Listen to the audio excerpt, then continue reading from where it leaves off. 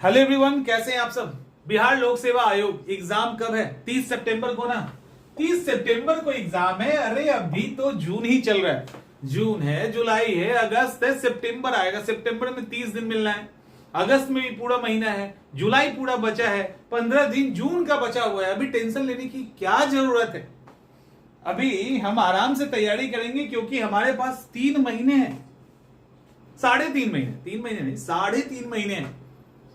3.5 month अभी हमारे पास है। इसको जब आप दिन में आप डिवाइड करेंगे तो लगभग 105 दिन आएगा। कैलकुलेशन में ज्यादा दिमाग मत लगा देना, 105 नहीं 106-7 आ जाएगा। और दूसरा ये 105 हुआ, और इसमें अभी हम क्या करते हैं, ये 5 दिन को हटा देते हैं क्योंकि अच्छी या बुरी कुछ ना कुछ ऐसा होगा जिससे इस 105 में 5 दिन तो आपका जाना है, जाएगा उससे ज्यादा, बट चलिए ठीक है, हम मान लेते हैं। ये अब आपके पास 100 डेज है। आपने जैसे इस 3.5 महीने को तोड़ा, आपके पास 100 दिन है उस सपने को जीने का, उस सपने को पूरा करने का, या उस सपने के पहले स्टेज को क्रॉस करने का। बस आपके पास 100 दिन है। अब लग रहा है ना कि बहुत नहीं है, अभी और कम लगेगा, अभी और कम लगेगा। एक दिन में कितनी देर पढ़ोगे, कितने घंटे पढ़ेंगे आप? अगर हम जो कोई जॉब करने वाले हैं तो उनको हम 6 घंटे मां निकाल लेते हैं, 6 घंटे से ज्यादा निकालना मुश्किल है। हाउस वाइफ है 6 घंटे निकाल लेते हैं, बहुत हो जाता है। इसके बाद जो जिनके पास समय है वो कितनी देर पढ़ेंगे? 8 घंटे नहीं तो 10 घंटे। उससे ज्यादा प्रैक्टिकली आज के जमाने में पढ़ना संभव नहीं लगता है ना। अगर इनकी नजरिए से देखें तो इनके पास 600 आवर्स है, इनके पास भी कुछ ऐसा है, इनके पास 800 से लेके 1000 घंटे के आसपास, यही है ना, 800 से लेके 1000 घंटे के आसपास है। अब आप सोच लो कि क्या बहुत समय है। अब आप सोचिए कि आपके पास हम तो इतना ही मान के चलेंगे कि आप 8 घंटे अच्छे से पढ़ेंगे तो 800 घंटे आपके पास मैक्सिमम है। अब इस 800 घंटे को खर्च करना है, 800 घंटे को खर्च करना है 100 दिनों में। 2-4 दिन और इधर उधर हो सकता है तो आप चलो एक्स्ट्रा पढ़ लोगे तो 800 घंटे। 4-5 दिन और हम इधर उधर कर सकते हैं ना, 10 दिन के आसपास। 5 दिन यहां से निकला, 5 और निकाल लो तो 40 घंटे तो आप इधर से ही बर्बाद कर सकते हो, मे भी हो सकता है। 10 दिन नहीं, 10 अगर हम कर लेते हैं तो 8 घंटे के हिसाब से 80 घंटे के आसपास तो आपका दिन वैसे ही चला जाएगा 10 दिन के आसपास। इसको मैनेज भी करेंगे तब भी 10 घंटे पढ़ के तो भी एवरेज तो 8 ही घंटे का निकलता है।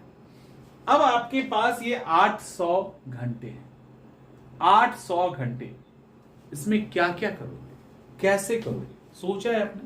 आपने तो यहीं तक नहीं सोचा होगा, इसके आगे कैसे सोचो। चलिए आगे देखते हैं क्या हो सकता है, क्या संभावनाएं, उसको देखते हैं।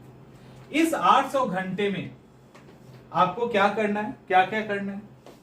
इस 800 घंटे में आपको बुक्स भी पढ़ने हैं, आपको नोट्स भी पढ़ना है, आपको रिवीजन भी करना है, आपको एमसीक्यू भी सॉल्व करने हैं, आपको पीवाईक्यू भी सॉल्व करना है, आपको टेस्ट भी देना है।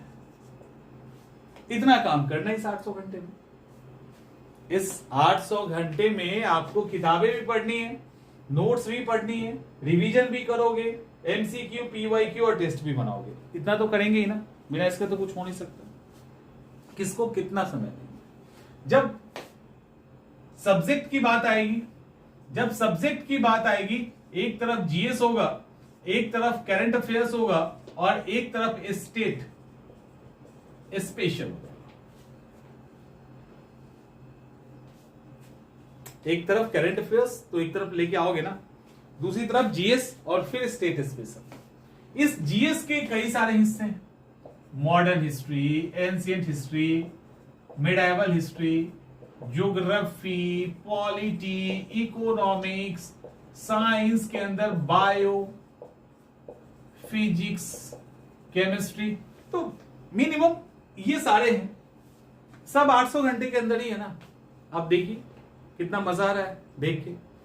पहले से पढ़ रहे होते तो इतने ये नौबत तो आती नहीं। खैर एग्जाम तो क्रैक करना है हर हाल में, कैसे होगा। देखिए, अगर आप ये सोचोगे कि बिल्कुल सामान्य तरीके से हम इस एग्जाम को क्रैक कर लेंगे तो मुश्किल है, बहुत ही मुश्किल है। ठीक है, इस 800 घंटे को आपको अपने हिसाब से डिस्ट्रीब्यूट करना होगा, कहां और कैसे। ठीक है, कहां और कैसे, इसको आप अच्छे से डिस्ट्रीब्यूट कीजिए। कैसे करेंगे,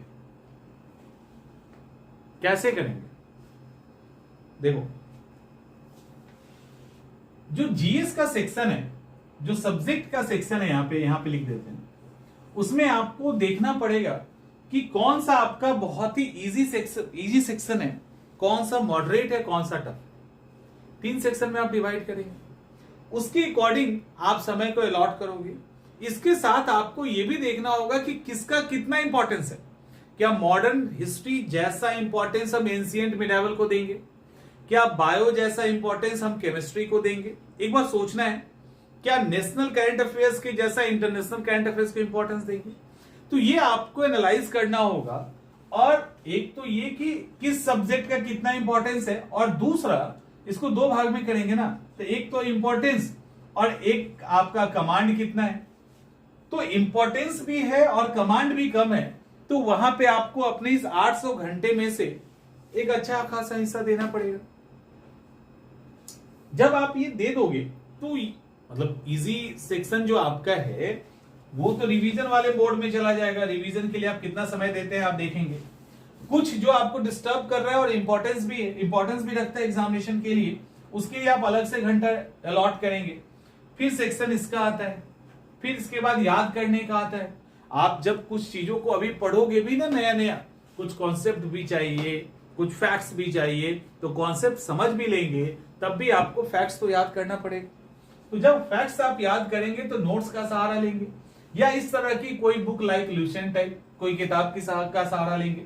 फिर इसके बाद आप रिवीजन करोगे, तो वो तो करोगे एमसीक्यू, पीवाईक्यू और टेस्ट, ये आप एनालाइज करेंगे। इसके साथ जो गलतियां होगी वो आप फिर उसके अकॉर्डिंग चीजों को ठीक करेंगे। अब यहां पे देखना है कि आप किस तरह के स्टूडेंट हैं या एस्पिरेंट हैं। पहला, क्या फर्स्ट टाइम वाले हैं? दूसरा, क्या लास्ट टाइम वाले हैं? और तीसरा, जिनके पास ना फर्स्ट में भी है ना लास्ट में भी, वो बीच में कहीं ना कहीं। ठीक है, वो कहीं ना कहीं इसके बीच में।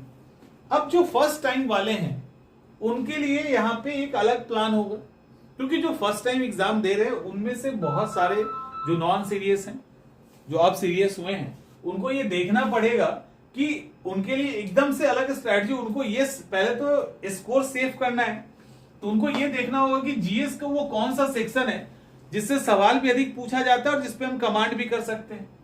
करंट अफेयर्स पूरा कमांड करना होगा, स्टेट स्पेशल पे उनको फोकस करना होगा, तो पीटी को सेव किया जा सकता है। दूसरी तरफ, क्योंकि ये फर्स्ट टाइम है ना, एक तो इनको पीटी को सेव करना है, 100% रिजल्ट आएगा, नो डाउट इसमें। लेकिन इन केस नहीं भी आता है तो ये अगले साल एग्जाम दे सकते हैं, कोई इशू नहीं है। लेकिन लास्ट वाले क्या करेंगे? लास्ट वाले के पास तो कोई विकल्प नहीं है। लास्ट वाले एक्चुअली इनके लिए क्या है, देखो लास्ट है इसका मतलब इन्होंने बहुत पढ़ रखा है, इसमें नो डाउट। इनको सेल्फ एनालिसिस करने की जरूरत है। जब ये सेल्फ एनालिसिस करेंगे तब इनको पता चलेगा कि हर सब्जेक्ट में इन्होंने कहीं ना कहीं कुछ छोड़ रखा है, जिसके कारण प्रीलिम्स का रिजल्ट नहीं आता है। उन जो छोड़ रखा वाला सेक्शन है उसको ये जून प्लस जुलाई में समाप्त कर लें, जिनका लास्ट अटेम्प्ट है।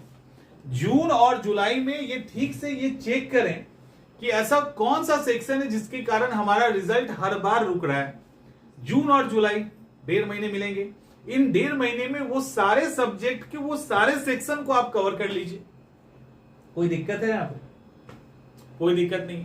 तो उसको जब आप कवर कर लेंगे तो आपका कॉन्फिडेंस भी बिल्डअप हो जाएगा, और उसके बाद आपके पास अगस्त और सितंबर का महीना होगा जहां पे आप जम के रिवीजन करो और करंट अफेयर्स स्टेट स्पेशल को ठीक कर लीजिए। ये तो आपको पता ही है ना कि इसको कहां कहां से ठीक करना है, बहुत ज्यादा आपको तो चाहिए नहीं। लेकिन यहां पे अपने मानसिक स्थिति को कंट्रोल में रखने की भी जरूरत है। और रहे सवाल बीच वाले तो हमेशा बीच वाले ही होते हैं, तो उनको देखना है कि वो किस तरफ है। क्या वो एक्सपीरियंस्ड है, 2-4 अटेम्प्ट ऑलरेडी दे चुके हैं, या पहला ही दिया है?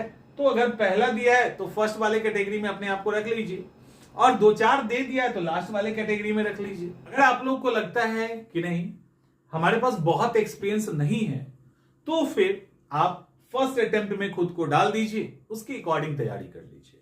लेकिन यहां पे ये कॉल आपका होगा। अभी 1, 2 या 3 दिन भी लगता है आपको एनालिसिस करने में कि आप मजबूत कहां हैं, आप कमजोर कहां हैं, तो खुद को एनालाइज कीजिए, इसकी जरूरत है आपको। तो यहां एनालाइज आप 2 या 3 दिन कर भी लेते हैं तो बहुत अच्छा निचोड़ निकाल के लाएंगे और अपने इस समय का सही सदुपयोग कर पाओगे, एग्जाम निकालना आसान हो जाएगा। ठीक है, तो जो अभी 100 घंटे का टारगेट है ना, 100 दिन का और लगभग 800 घंटे का, तो उस 800 घंटे में आपको इस एग्जाम को क्रैक करना है, तो एक भी घंटा बर्बाद नहीं होना चाहिए। और आपका सारा काम, खाने पीने से लेके सोने से लेके सारी चीजें घंटे में तय होनी चाहिए। हम यहाँ पे इतना लगा रहे हैं तो वहां पे घट ना जाए। हम 4 घंटा पार्टी में चले गए तो हम फिर वहां से हमको निकल के आना है, क्योंकि हमको 8 घंटे पढ़ाई करनी है। तो ये ध्यान रखना है, और ये डेली का टारगेट होना चाहिए। ये नहीं कि आज वाला कल वाला परसों, अब ये टालने का समय नहीं है।